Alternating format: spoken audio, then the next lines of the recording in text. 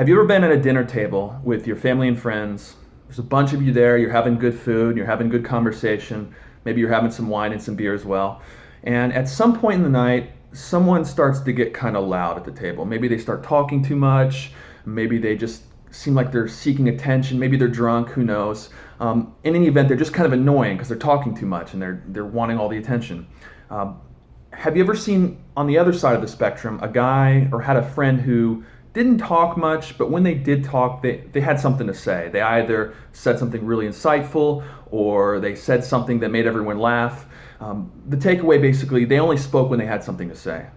So on the spectrum of those two types of people, as a writer, which one would you rather be? I'm going to guess most of you would want to be closer to this side of the spectrum. So what does that mean? For me, I have what I call a dinner table test. When I'm writing something, would I be proud enough to read this in front of a group of friends? Would I want to read this in front of my parents?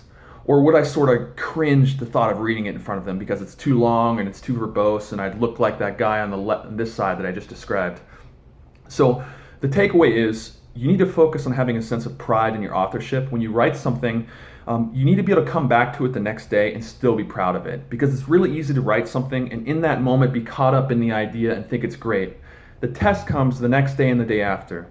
Come back and read it and think, am I still proud of this answer? Am I proud of this short story or whatever it is? Would I want to share it with my friends and family? Because that's usually the best indicator that you've written something that's of high quality.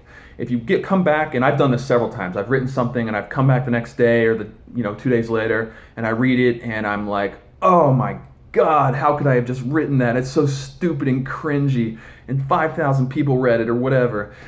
I've been there. I know how that goes. And I think some of that pain that you go through is part of the learning process. So as a writer, your takeaway is, am I proud of this answer? Am I proud of this piece of work that I've written? I guarantee you this will make you a better writer if you start keeping this in your mind. All right? Thanks for watching.